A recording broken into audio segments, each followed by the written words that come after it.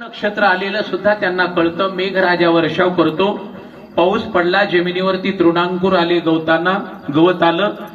त्यावेळेला ती चिमणी पक्षीनी पक्षाला विचारते त्यांच्या भाषेत. त्यांची भाषा आपल्याला कळत नाही सोडा, नाहीतर त्यांची भाषा त्यांना कळते. पक्षीनी पक्षाला विचारते, पावसाळा सुरुवात झाला वाटतं, आता जमिनीवरती तृणांकुर आलीत, कोळी गवत, पुढे जी प्रजा निर्माण होणार आहे, मुले वगैरे, त्यांना राहण्यासाठी घर नको का? पावसापासून सुरक्षित राहावेत मुलं आणि आपण, याच्यासाठी आपण एक निवास तयार करावा लागेल, शयन. त्यावेळेला ते आपल्या चोचीने कोळे गवत तोडून आणतात. शेतकऱ्यांच्या लक्षात येतं, ते तृण आणतात तोडून. एखाद्या अडचणीच्या ठिकाणी एखादा झाड असेल, वृक्ष, त्याच्या फांदीला अगोदर ते मजबूत गुंफून काढतात, कारण आपली पिलं, कारण ते अंडजीवनी आहे. अंडज, जारज, स्वेदज आणि उद्भिज अशा 4 खाणी आहेत. पक्ष्यांची खाणी कोणती? अंडज. उद्भिज खाणी वेगळी, जारज खाणी वेगळी, घामातून निर्माण होणारी वगैरे वगैरे.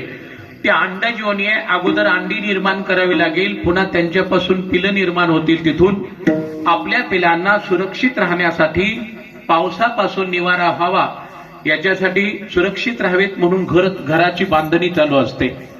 बघा, बारकाव्याने कधी रोडनी जाते वेळेस तुम्ही घरटी जर पाहिली गवताची, चिमणीने बनवलेली, उभा राहून बघून घ्या. इंजिनियरला तरी कळेल का ते कसं तयार करतात ते? एवढा बुद्धिप्रधान प्राणी असून परमेश्वरानं जगण्या इतकं ज्ञान पक्ष्यांना सुद्धा दिलंय. आपण जगण्यातच आयुष्य खराब केलं म्हणजे फार बुद्धिमान आहोत असं आपण कोण म्हणेल? म्हणत नाही महाराज.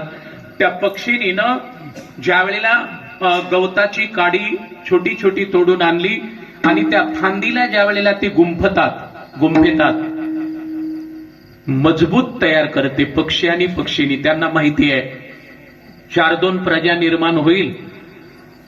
ओझा असेल या घरात, त्या ओझ्याने फांदीपासून आपलं घर सुटू नये खाली, आपल्या मुलांची नुकसान होऊ नये, याच्यासाठी ते गवतानं फांदी गुंफितात अगोदर शाखेची, आणि गुंफून हळूहळू आपल्या चोचीने ते तृण आतमध्ये घालून, विणकराला विणता येणार नाही लवकर असं यंत्र असून, पण विना यंत्राचं घर तयार करतात. कसं बघा, त्यांना हात नाही, त्यांना पाय नाही, आहेत 2 पाय, फक्त चालण्याची क्रिया करतात. घराची बांधणी करायला गवत तोडून आणा, कसं शस्त्र आहे का त्यांच्याकडे? चोचीनेच कापून आणतात, चोचीनेच फांदीला गुंफितात, चोचीने त्या घराची बांधणी अशी तयार करतात. घर बांधून त्याची आकृती बघा, चिमणीच्या घरटीची तयार केली. आता पिलांना अंडजीवनी असल्यामुळे पिलांची उत्पत्ती जिथून होते, या योनीतून, खाणीतून, त्याच्यासाठी त्या घरामध्ये एक वेगळा कप्पा बनवतात. त्या कप्प्यात ते ठेवतात. तिथं पिलं छोटी छोटी, पक्ष फुटेपर्यंत. आता मग बघा, त्याचं द्वार तयार करायचे, गेट.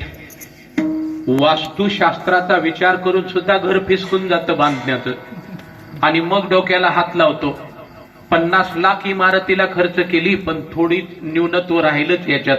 हे असं नको होतं वाटतं. टॉयलेट तरी फिसकून जातं, बाथरूम तरी फिसकते. लाखो रुपये घालतात आणि किचन दक्षिणेकडे तोंड करून करतात, आणि मग पुन्हा ते तोडा, आणखी पूर्व पश्चिम किचन तयार करा. असं होतं की नाही आपल्याकडे? त्या पक्षीनीच बघा कसं आहे, फांदीला घर गुंफायचं, गवत, कप्पा तयार करायचा, अशी गोल आकृती करून आतमध्ये ढोली तयार करतात. त्याच्यामध्ये पिलं अंडी जीवनी असल्यामुळे सुरक्षित ठेवतात. आता त्यांनी विचार केला की आपल्या इमारतीचं गेट कुण्या दिशेला असावं?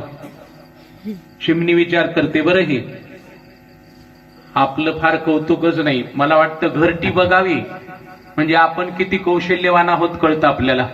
चिमणी घर तयार करते वेळेस असं करते, घराची तयारी झाली, पण गेट कसं तयार करा? पूर्व दिशेला दरवाजा करावा, तर पाऊस पूर्वेकडून येण्याची शक्यता आहे.